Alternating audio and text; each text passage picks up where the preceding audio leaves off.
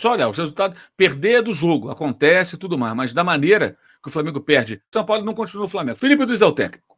Pronto, nem que faz aquele esquema, né? O cara treina e o outro assina como técnico ali, um auxiliar, um sujeito qualquer. Felipe Luiz, técnico do Flamengo, tipo, de imediato... Bem, nação, vamos acompanhar aqui as últimas informações bombásticas aí do Flamengo. Eu separei 2 cortes aqui da imprensa esportiva, trazendo as últimas atualizações. Tem informações também já da próxima partida do Flamengo contra o Internacional neste sábado, às 18h30 no Maracanã, pelo Campeonato Brasileiro. Assista esse vídeo até o final. E vambora, tá top demais. Se inscreva, acione o sino, deixa o like. Dedê! Diga, loirão. Agora no YouTube. Eu acho que eu vou tomar um cafezinho, um chazinho, alguma coisa assim, porque o assunto é Flamengo e Internacional. Jogo que acontece amanhã, abrindo a rodada. E eu tô bem preocupada, bem nervosa, bem... Cebolinha mandou uma mensagem. Cebolinha. Por que será, hein? Rapaz, Cebolinha. Você é por causa do negócio do Grêmio? Será que tem a ver? Não, Vivendo momentos distintos na temporada, Flamengo e Internacional medem forças amanhã no Maracanã pelo Campeonato Brasileiro. Enquanto o time carioca teve a semana cheia apenas para treinamentos, a equipe gaúcha precisou subir a montanha para duelar com o Bolívar pelas quartas de final da Libertadores. A vitória histórica por 1-0 deu moral para o Colorado, que precisa melhorar no Campeonato Brasileiro. Os comandados de Eduardo Cudê ocupam apenas a 14ª colocação com 24 pontos, apenas 3 da zona do rebaixamento. Depois de um desgaste muito grande por atuar no estádio Hernando Siles, na Bolívia, a 3.600 metros de altitude, o tempo de descanso se tornou uma preocupação para a partida deste sábado. E já falamos que estamos em um processo onde vamos melhorando, pero ainda não estamos, é a verdade, por isso falava com o companheiro que eu intento falar com a verdade. Ainda não estamos para jogar 2 partidos em 3 dias ou em 4 dias. Para o jogo contra o Flamengo, Cudê tem o desfalque certo. O goleiro Rocher recebeu o 3º cartão amarelo contra o Fortaleza e está fora. Provavelmente, o treinador argentino vai poupar boa parte dos jogadores considerados titulares, já que o mesmo afirmou que a prioridade neste momento é a Libertadores da América. Com isso, o provável Inter tem Kehler no gol, Hugo Malo, Igor Gomes, Nico Hernandes e Depena, Gabriel, Matheus Dias, Bruno Henrique e Maurício, Pedro Henrique e Luiz Adriano. Fora da Libertadores, o Flamengo ainda alimenta a possibilidade de conquistar o título do Campeonato Brasileiro. Ciente de toda a dificuldade, já que está a 13 pontos do líder do campeonato, uma vitória contra o Internacional aqui no Maracanã pode resgatar a confiança do time rubro-negro.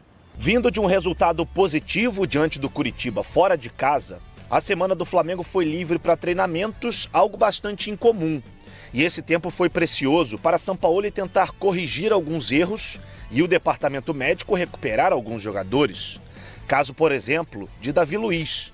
Fora desde o jogo contra o São Paulo por conta de uma lesão na coxa, o zagueiro treinou normalmente nos últimos dias e deve ser uma opção pelo menos no banco de reservas. O provável Flamengo tem Matheus Cunha no gol, Wesley, Léo Pereira, Fabrício Bruno e Ayrton Lucas,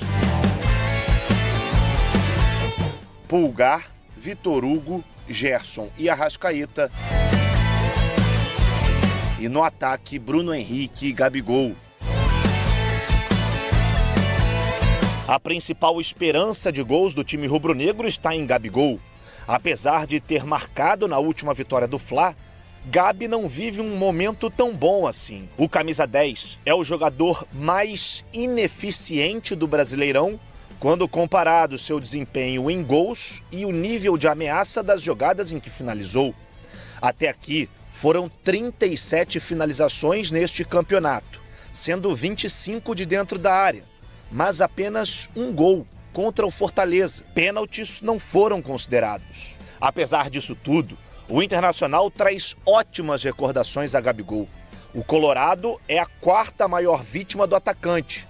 Em 16 jogos, ele marcou 8 gols e deu 2 assistências. Os mais de 50 mil rubro-negros que estarão no Maracanã esperam que esse número aumente na noite de hoje. Muito obrigado, muito obrigado. Vocês venceram o Grêmio por 1-0, nossa. Aliás, até eu tenho falado, sei que os gremistas ficam meio na bronca, que ganhar do Grêmio tem sido uma rotina. Os últimos 15 jogos, o Flamengo ganhou 11, empatou 3, perdeu 1. Detalhe, perdeu 1 com o Renato, no Maracanã, pro time do Felipão 1-0. E um dos empates foi aquele que estava ganhando com a minha mais e cedeu o empate, que a torcida até ficou acusando, parte da torcida ficou responsabilizando o Renato por aquele resultado, daquele o Grêmio estava contra rebaixamento, que foi um empate que o Flamengo estava com a vitória das mãos. O Flamengo poderia ter até mais vitórias contra o Grêmio do que tem hoje, e é um número absurdo. Virou, inclusive, o confronto, né? O Flamengo tem uma vitória a mais do que o Grêmio no confronto, e era um time do qual o Flamengo era freguês. Isso mudou agora, de 2019 para cá, 18, 19 para cá, com essa sequência de resultados positivos sobre o Grêmio. Então, ganhar do Grêmio nem é uma coisa incomum nos dias de hoje, para merecer tanto agradecimento, falando sério, depois dos 2-0 do jogo de ida, né? Presidente de clube, gente, só tem que frequentar CT e vestiário em 2 situações. Ele vai lá para elogiar, não para agradecer, para elogiar, quando merece mesmo elogio, campeão, uma puta vitória, ganhou de um adversário duríssimo. Você vai lá, olha, galera, parabéns, é isso que a gente quer ver. Vocês estão no caminho, é isso que a gente espera de vocês, por isso. O bicho vai estar na conta amanhã, sabe aquelas coisas? Vamos que vamos. Elogio para encher os caras de brios quando os caras estão ali jogando mesmo. E esporro. É só para isso, quando a coisa vai mal. Quando o jogador vem apontar lá fora, chegando o presidente, o cara está no campo treinando, o nome apareceu, o cara vai pensar já, vem coisa aí. Ou é pro bem ou pro mal, não tem meio termo. E no caso, Flamengo, esses jogadores receberem elogio, eles, o Sampaoli, ninguém merece elogio ali. Ninguém. Os caras estão colocando muito mais as diferenças entre eles em campo do que o clube. Teve o 3-0 do Cuiabá, teve o 4-0 do Red Bull Bragantino, teve 1-1 com o América. Você repara, por exemplo, só do Maracanã, o Flamengo teve 3 empates contra o Lanterna América, o Cruzeiro que vem da Série B e luta ali para conseguir ter uma posição mais tranquila, mas não consegue. E os reservas do São Paulo. Oi? E o Cruzeiro jogou melhor que o Flamengo naquele jogo. Mas são 3 jogos do Maracanã contra adversários que o Flamengo, pensando no título brasileiro, que a obrigação do Flamengo era pensar, pelo menos no começo do campeonato, foi o dia que vencer. O Flamengo está 13 pontos atrás do Botafogo. Vencer esses 3 jogos, que seria obrigação, o Flamengo não estaria 13 pontos, estaria 7 pontos atrás do Botafogo.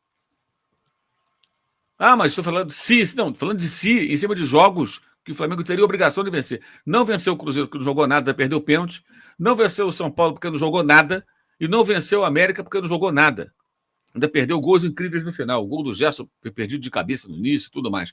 Então, 3 jogos que o Flamengo tinha obrigação de vencer.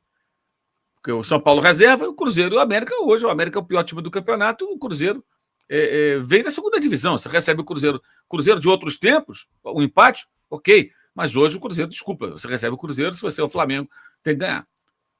De um jeito ou de outro. E não ganhou, e quase perdeu o jogo. Correu o risco de perder o jogo, perdeu o pênalti e tudo. Se tivesse vencido esses 3 jogos, estaria 7 pontos atrás. Vencendo agora o Internacional, ia jogar contra o Botafogo para, de repente, reduzir a diferença para 4. Olha como esses jogos fazem o Flamengo se afastar do título brasileiro. Tudo bem que perdesse para o Cuiabá, que perdesse até... Estou até aceitando essas derrotas. Para o Bragantino, não de 3-0, 4-0, mas 1-0, 2-1, derrota fora, perdeu e tal. Até vamos ter uma tolerância com esses jogos. Falando de jogos em casa. O Flamengo não consegue fazer ponto em casa, gente. Não consegue aproveitar os jogos em casa. Então poderia ter hoje uma situação perfeitamente possível de brigar pelo título. E como agora tem a tal da semana livre, né? Se tivesse uma distância razoável do líder, poderia buscar. Agora não, é muito improvável. Você tem que vencer vários jogos seguidos e ficar torcendo para o Botafogo perder pontos. Quem tem até perdido, perdeu 6 pontos nos 6 últimos jogos. 3 jogos fora, 3 empates. Quem tirou a diferença? O Palmeiras tirou o quê? 1 ponto. Até a imprensa que estão que o Palmeiras tirou 1 ponto. O Botafogo deu a chance, ó. 6 pontinhos pelo caminho. Quem vem? Quem vem? Quem se aproxima? Quem chega? Ninguém. 1 ponto. Não chegou nada. E detalhe, ainda não foi pior para o Palmeiras, porque ganharam do Cruzeiro de 1-0 com gol no último lance, cujo o gol surge de uma falta que não existiu. Foi um lateral, último lance do jogo, lateral, bola cortada pela zaga do Cruzeiro, o Bandeira dá o lateral, o juiz criou uma falta. Bola na área, gol do Palmeiras 1-0. Também quase empatou com o Cruzeiro em casa, que seria a mesma coisa que o Flamengo que empatou. Então você aqui não tem ninguém que se habilite. Aí se você pegar o Palmeiras, vai encontrar jogos também que eles perderam pontos importantes. E no caso do Flamengo, destaca esses 3 jogos. São jogos que mostram a bananice 2.0 desse time. Sabe, que não tem realmente... elogiar esse time, vou te contar. Essa do Landim superou todas as... assim, uma pataquada isso. Uma coisa realmente inexplicável. Eu duvido que tenha um torcedor que concorde com isso. Eu duvido. Até na diretoria dele. Talvez não falem para ele. Duvido que os caras que fazem parte pensem, pô, não, justo agradecimento. Não é possível. Sério, não é possível. Acho que nem o Marcos Braz concorda com isso. Não é possível. Só ele. Ainda botaram nos bastidores, né? Publicaram ainda nos bastidores do jogo, né?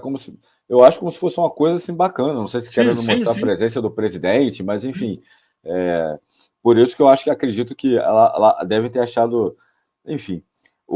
Tem um superchat aí, antes de ler, só mandar um bom dia para a galera que está chegando. O Altair Souza, o Cláudio Suave falou que é muito fã do ser humano, o Mauro do profissional também.